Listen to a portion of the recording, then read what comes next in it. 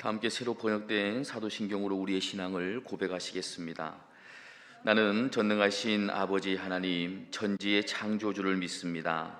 나는 그의 유일하신 아들 우리 주 예수 그리스도를 믿습니다.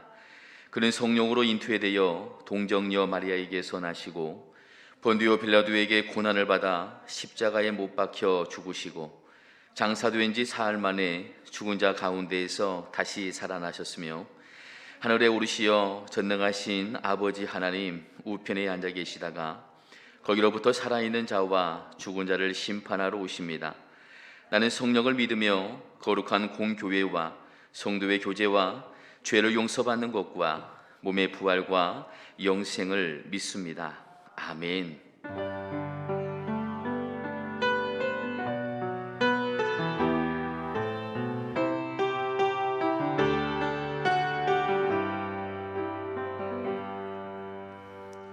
찬송가 249장을 다 함께 찬양하시겠습니다. 찬송가 249장입니다.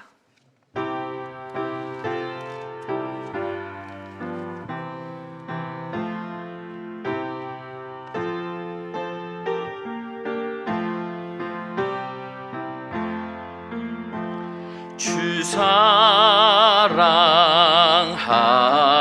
자 다 찬송할 때에 그 보좌 앞에 들러서 그 보좌 앞에 들러서 큰 영광 돌리세 큰 영광 돌리세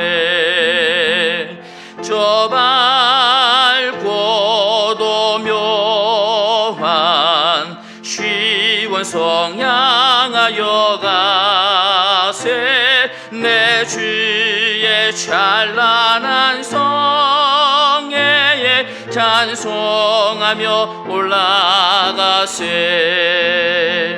주 믿지 않는 자 다 찬송 못하나 하나님 자녀 된 자들 하나님 자녀 된 자들 그 기쁨 전하세 그 기쁨 전하세 저 밝고도 묘한 시원성 향하여 가세 내 주의 찬란한 성회에 찬송하며 올라가세 저 하늘 황금길 나 올라갈 때에 시온성 언덕 위에서 성 언덕 위에서 수많은 천사들 날 인도하리라 저 말고도 묘한 시원성 향하여 가세 내 주의 찬란한 성회에 찬송하며 올라가세 내 눈물 다 씻고 늘 찬송 부르니 저 임마누엘 주 앞에 저 임마누엘 주 앞에 나 영광 누리리 나 영광 누리리 저 밝고도 묘한 시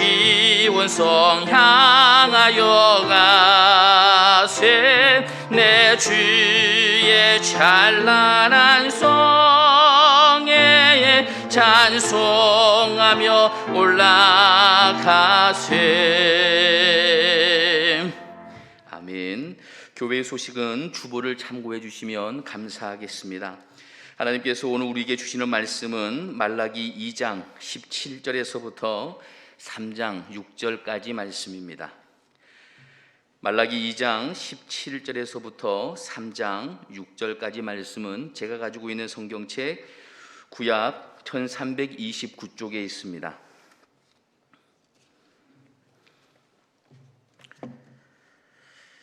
우리 한 절씩 교독하시겠습니다. 제가 먼저 2장 17절을 읽겠습니다. 너희가 말로 여호와를 괴롭게 하고도 이르기를 우리가 어떻게 여호와를 괴롭혀 드렸나이까 하는도다. 이는 너희가 말하기를 모든 악을 행하는 자는 여호와의 눈에 좋게 보이며 그에게 기쁨이 된다 하며 또 말하기를 정의의 하나님이 어디 계시냐 함이니라.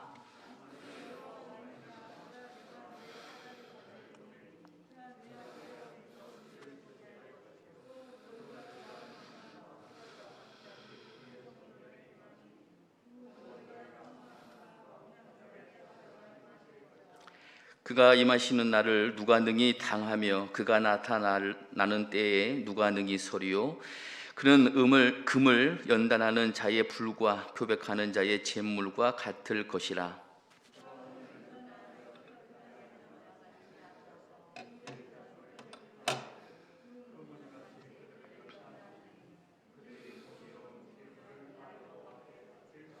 그때 유다와 예루살렘의 봉헌물이 옛날과 고대와 같이 나 여호와께 기쁨이 되려니와.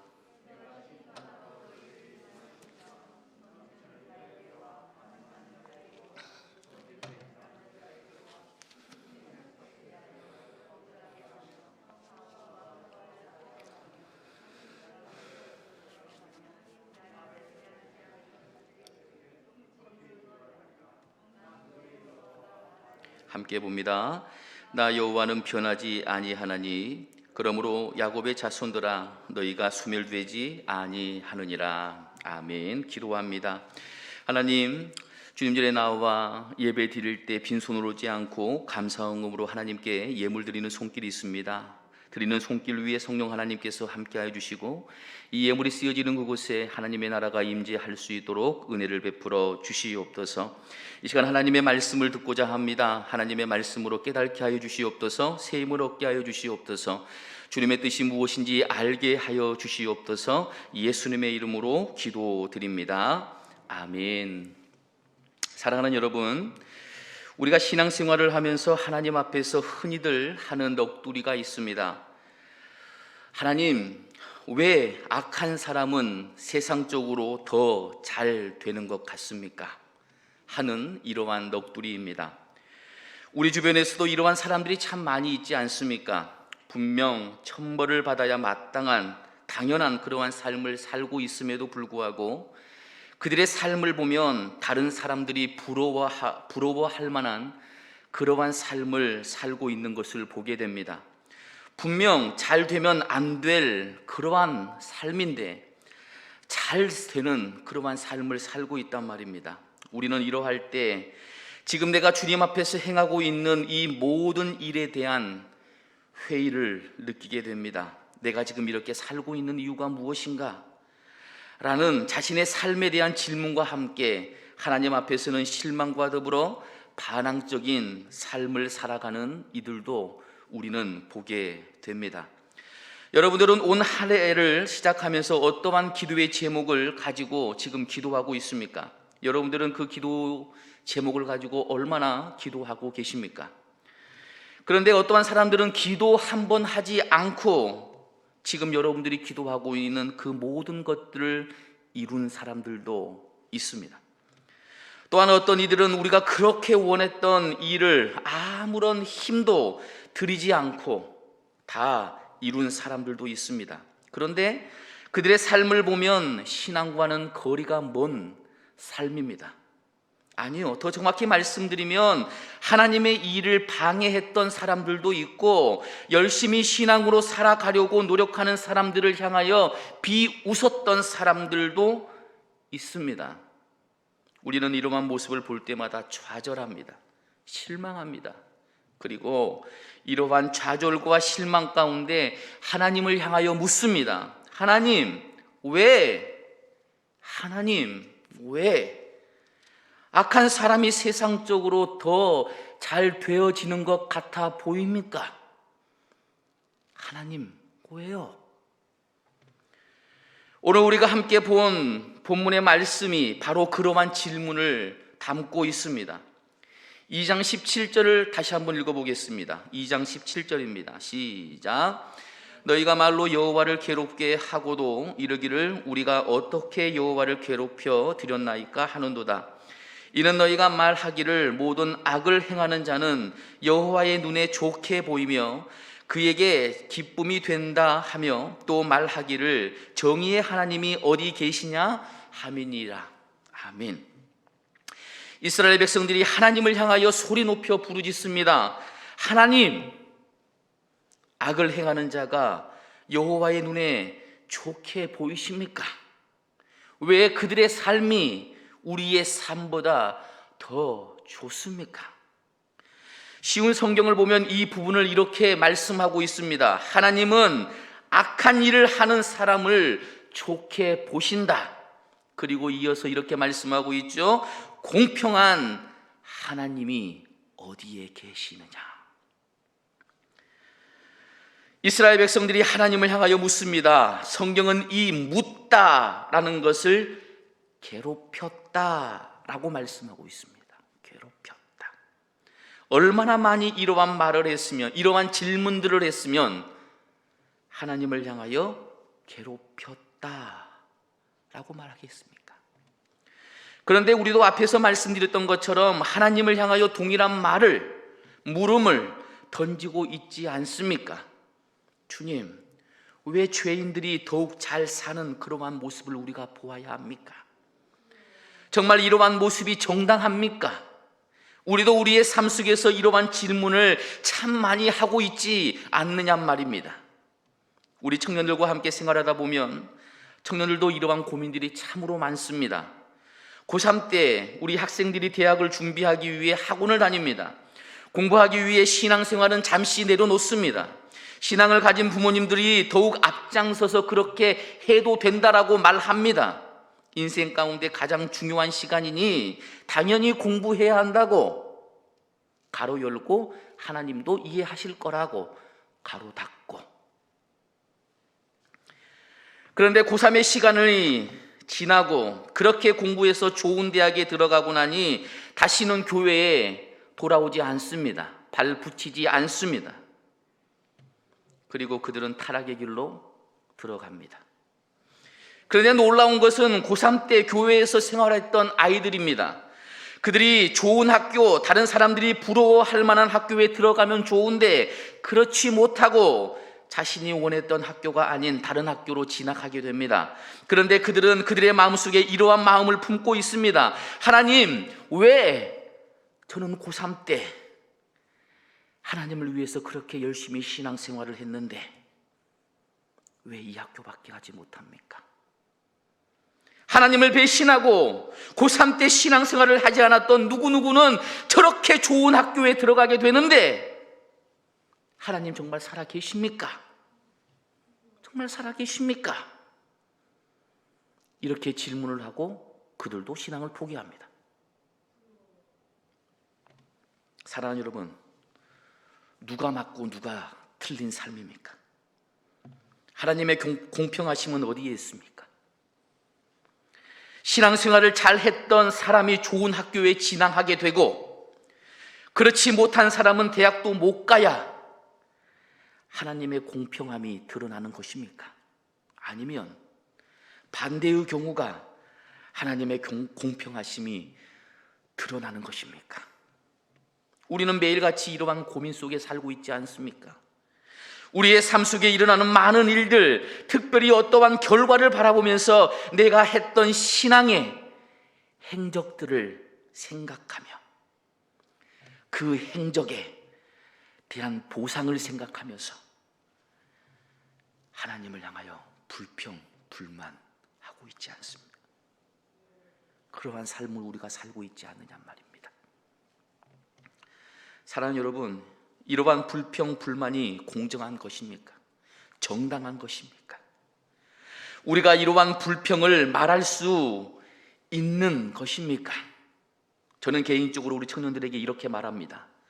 너희들의 삶 속에 나타나는 어떠한 결과들이 신앙의 행위 때문에 드러나는 결과가 아니다. 너희가 그 일에 어떠한 노력을 했는지에 대한 결과였다 말합니다. 신앙생활을 열심히 하면서 공부도 열심히 했다면 좋은 결과가 있었을 것이고, 반대로 신앙생활을 열심히 안 해도 공부 열심히 했다면 좋은 결과가 있었을 것입니다. 반대로 신앙생활을 열심히 안 하고 공부 열심히 했으면 좋은 결과가 있을 것이고, 신앙생활도 안 하고 공부도 안 했다면 자신들이 원하는 그러한 결과를 얻지 못했을 것입니다. 물론 때로는요, 하나님께서 강권적으로, 정말 강권적으로 역사하셔서 특별한 결과가 나올 수도 있습니다. 그러나 그러한 일들은요, 우리가 성경 가운데 나와 있는 홍해가 갈라지는 기적이고요, 오병이어와 같은 기적, 모든 사람들에게 나타나는 그러한 기적이 아니란 말입니다. 그러한 사건들이 아니에요. 사랑하는 여러분, 하나님의 공평함, 공의라고 하는데요, 이 공의는 지금 나의 삶에 대한 결과를 통해 드러나는 것이 아닙니다. 우리의 삶의 결과로 드러나는 것이 아니에요. 그러나 우리는 지금 현재 자신의 삶의 변화를 바라보면서 하나님을 평가하고 있단 말입니다. 오늘 성경에 나와 있는 이스라엘 백성들처럼요. 이스라엘 백성들은 하나님을 위해 예루살렘과 성벽을 재건하였습니다. 모든 힘을 다 합쳐서 그 일을 행한 것입니다. 그들은 생각했을 것입니다. 이 일만, 성벽과 성만 재건되면 하나님께서 우리의 삶을 인도해 주실 거야. 저 이방인들보다 더 좋은 삶, 아름다운 삶 살게 될 거야. 그런데 그들의 삶은 변하지 않았습니다. 여전히 악한 사람이 잘 살고 저희들의 삶은 힘듦이 있었습니다. 그래서 하나님을 향해 불만을 토합니다. 하나님, 왜 악한 일을 하는 사람이 더 좋은 삶을 살고 있습니까? 진정 하나님은 공평하십니까? 라고요. 이스라엘 백성은 이러한 말로 하나님을 괴롭게 했습니다. 그래서 말라기 선지자는 그렇게 말합니다. 왜 말로 여호와를 괴롭게 하느냐? 라고요. 그런데 이스라엘 백성들은 더욱 크게 소리칩니다. 어떻게 우리가 여호와를 괴롭게 해드렸냐고요. 사랑하는 여러분, 이스라엘 백성은 삶의 힘듦 때문에, 눈에 보이는 자신들의 고통 때문에 하나님의 공의를 의심했습니다. 그래서 하나님께서는 진정한 공의가 무엇인지 이스라엘 백성들에게 말씀하십니다. 3장 1절을 한번 읽어볼까요? 3장 1절입니다. 시작. 만군의 여호와가 이르노라, 보라, 내가 내 사자를 보내리니 그가 내 앞에서 길을 준비할 것이요, 또 너희가 구하는 바 주가 갑자기 그의 성전에 임하시리니 곧 너희가 사모하는 바 언약의 사자가 임하실 것이라. 아멘. 하나님께서는 말라기를 통해 공의를 말씀하시는데 오실 예수 그리스도를 말씀하고 있습니다. 내 사자를 보낸다라는 것은 세례 요한을 말하는 것이고요, 언약의 사자는 예수 그리스도를 말하는 것입니다. 공의를 말씀하시면서 바로 예수님의 오심을, 구원자를 말씀하고 있다라는 것입니다. 왜일까요? 2절을 보면 성경은 이렇게 말씀하고 있습니다. 그가 임하시는 날에 누가 능히 당하며 그가 나타나는 때에 누가 능히 서리요? 그는 금을 연단하는 자의 불과 표백하는 자의 잿물과 같을 것이라. 아멘. 무슨 말입니까? 하나님의 공의는 그 누구도 능히 감당할 수 없다라는 말입니다. 앞에서 이스라엘 백성들은 자신들의 하나님을 향한 헌신을 말하면서 왜 악한 사람은 잘 되고 우리는 이렇게 힘듦을 당하고 있습니까? 그렇게 말하면서 하나님의 공의는 어디 있습니까? 라고 물었습니다. 그런데 하나님의 답은 하나님의 공의로 너희를 판단하면 그 판단 기준에 들어올 사람이 있겠느냐? 그 판단에 들어올 사람이 전혀 없다. 지금 말씀하고 계신다라는 말입니다. 그래서 누가 능히 서리요? 라고 말씀하시는 것입니다. 금을 연단하는 것은 완전한 순수성을 말하는 것입니다. 포백하는 자의 잿물이라는 것도 완전한 깨끗함을 의미하는 것입니다. 이 두 가지를 함께 말씀하시는 것은 아무런 흠이 없는 상태를 지금 말씀하기 위함입니다. 그런데 누가 능히 이렇게 완전하게 하나님 앞에서 깨끗하다라고 말할 수 있는가? 하나님께서는 말라기 선지자를 통해서 이렇게 말씀하고 있다는 것입니다. 사랑하는 여러분, 하나님의 공의로 우리의 삶을 결정한다면 우리는 모두 죽을 수밖에 없을 것입니다. 한마디로 하나님께서 지금까지 인간을 향하여 참고 계시는데 이스라엘 백성들은 참고 계시는 하나님을 향하여 하나님은 공의가 없으십니다 라고 지금 말하고 있다는 것입니다. 하나님께서 참고 계신다라는 것을 전제로 생각해 보면 악한 사람이 더욱 잘 사는 것은 어찌 보면 당연한 것일 것입니다. 왜냐하면 잘 산다라는 것은 내가 누구의 것을 뺏어와야 한다라는 의미인데, 선한 사람들은요 적당히 이익을 취하지만 악한 사람은 악한 행위로 다른 사람의 것까지 모두 다 가져오기 때문입니다. 그런데 이 모든 것을 지금은 우리 하나님께서 참고 계신다라는 말입니다. 참고 계신다. 그러나 마지막 때가 되면 3절에 나와 있는 것처럼 은을 연단하여 깨끗하게 하는 자 같이 앉아서 레위 자손을 깨끗하게 하되 금, 은 같이 그들을 연단한다 라고 말씀하고 있습니다. 그리고 그들이 공의로운 제물을 나 여호와께 바칠 것이다 라고 말씀하십니다. 즉 마지막 때가 되면 죄에 대하여 심판을 받게 되고 공의로운 제물을 바칠 것이다 라는 것은 회복을 의미하는 것으로 예수 그리스도로 인하여 깨끗함을 받아 공의로운 제물이 된다라는 말씀입니다. 그래서 4절에 기록되어 있는 것처럼 그때에 예수님께서 오실 때에 유다와 예루살렘의 봉헌물이 옛날과 고대와 같이 나 여호와께 기쁨이 된다 말씀하십니다. 우리는 지금 그때를 기다리며 신앙생활을 하는 것입니다. 그때가 되면 하나님의 공의가 드러나게 되는 것입니다.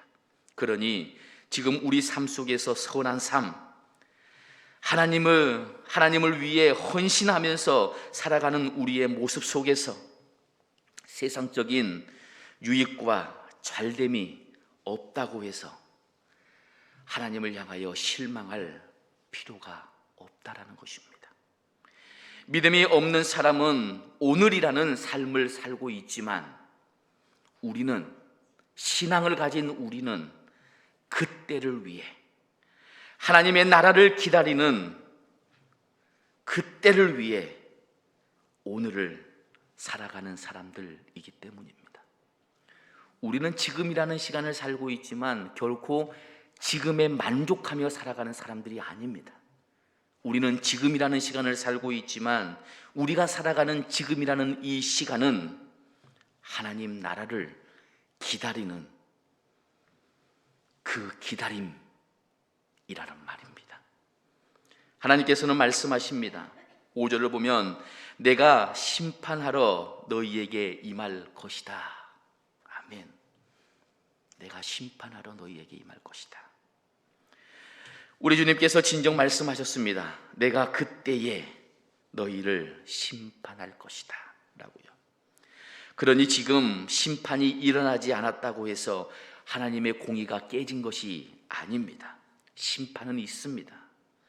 성경은 심판을 받는 이들을 열거하고 있습니다. 점치는 자, 간음하는 자, 거짓 맹세하는 자, 품꾼의 삭세에 대하여 억울하게 하는 자, 과부와 고아를 압제하는 자, 나그네를 억울하게 하는 자, 나를 경외하지 않는 자들을 심판할 것이다 말씀하십니다. 사랑하는 여러분, 그러니 우리는 지금 우리의 모습을 통해, 우리의 삶의 그 모습을 통해 낙담할 이유가 없습니다. 지금 우리의 모습을 보면, 우리의 그 모습을 보면서 하나님의 공평함을 의식할 필요도 없습니다. 중요한 것은 하나님의 공의가 지금 우리의 삶 속에 완전히 드러나지 않는 이유는 그 공의 앞에 완전히 자유로울 사람이 없기 때문이고, 또한 우리를 사랑하셔서 우리가 회개할 수 있는 시간을 넉넉하게 주시기 위함이란 말입니다. 우리는 지금 이 시간 하나님을 향하여 우리의 삶이 왜 믿지 않는 사람들보다 못합니까? 왜 더 힘듭니까? 라고 불평할 것이 아니라 더욱더 예수님을 바라보면서 주님께서 하실 일들을 기대하면서 오늘이라는 시간을 살아가야 합니다. 우리의 삶이 주님의 기쁨이 되기 위해 노력해야 한단 말입니다. 우리 주님께서는 하나님의 백성에게 약속하십니다. 6절의 말씀을 다시 한번 읽어볼까요? 6절입니다. 시작. 그러므로 야곱의 자손들아 너희가 소멸되지 아니하느니라. 아멘. 사랑하는 여러분, 우리는 지금 이 땅을 살아가면서 때로는 힘듦을 당할 수 있습니다. 때로는 하나님께서 나의 삶에는 아무런 관심이 없다라고 생각이 들어질 수도 있습니다. 때로는 악한 사람들의 잘봉을 보면서 한없이 작아지는 자기 자신의 모습을 볼 수도 있습니다. 그러나 우리는 잊지 말아야 합니다. 변하지 않으시는 하나님께서 우리를 지키시고 인도하시며 우리의 삶을 끝까지 안전하게 지켜주신다라는 이 약속, 우리는 그 약속을 부여잡고 우리의 삶을 살아내야 할 것입니다. 사랑하는 여러분, 삶이 힘드십니까? 여러 가지 일들로 머리가 복잡하십니까? 다른 사람의 잘됨을 보면서 자신이 한없이 작아지는 그러한 느낌이 드십니까? 그럼에도 불구하고 하나님께서는 지금도 여러분들을 사랑하시고 인도하시며 여러분들의 삶을 기뻐하시고 함께 하신다라는 그 약속의 말씀을 우리는 기억해야 합니다. 사랑하는 여러분, 이 사실을, 이 약속을 기억하시고 힘듦 속에서도 승리하는 저와 여러분들 되시길 간절히 기도드립니다. 기도하겠습니다. 주님의 공의를 생각하고 그럼에도 불구하고 주님을 믿고 그 믿음을 붙잡고 살아가는 우리 모두가 될 수 있도록 은혜를 베풀어 주시옵소서. 결코 삶의 그 무게가 하나님을 믿는 그 믿음보다 앞서지 않도록 저희들을 인도하여 주시옵소서. 오직 주님만을 찬양합니다. 예수님의 이름으로 기도드립니다. 아멘. 찬송가 390장으로 함께 우리 하나님께 영광 올려드리겠습니다. 찬송가 390장입니다.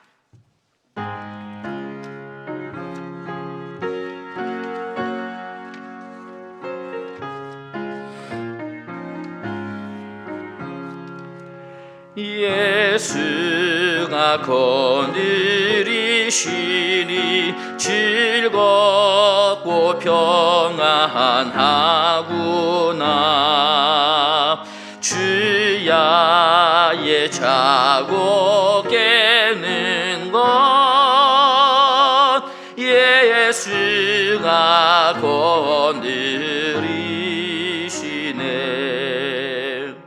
주 나랑 항상 돌보시고 날 친히 거느리시네.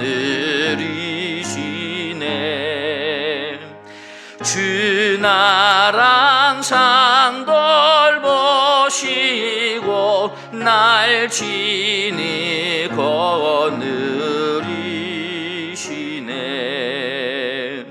때때로 괴로움 당하면 때때로 기쁨 누리네. 풍파 중에 지키시고 평안히 인도하시네. 주 나랑 항상 돌보시고 날 친히 거느리시네. 주 나랑 항상 돌보시고 날 친히 거느리시네. 내 주의 손을 붙잡고 천국에 올라가겠네. 괴로우나 즐거우나 예수가 거느리시네. 주 나랑 항상 돌보시고 날 친히 거느리시네. 주 나랑 항상 돌보시고 날 친히 거느리시네. 이 세상 이별할 때에 마귀의 권세 이기네. 천국에 가는 그 길도 예수가 거느리시네. 주 나랑 항상 돌보시고 날 친히 거느리시네. 주 나랑 항상 돌보시고 날 친히 거느리시네. 아멘. 주님께서 가르쳐 주신 기도로 수요 예배를 마치겠습니다. 하늘에 계신 우리 아버지여, 이름이 거룩히 여김을 받으시오며 나라의 임하옵시며 뜻이 하늘에서 이룬 것 같이 땅에서도 이루어지이다.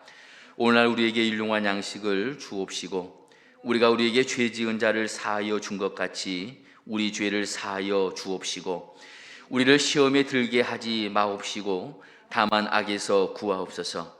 대개 나라와 권세와 영광이 아버지께 영원히 있사옵나이다. 아멘.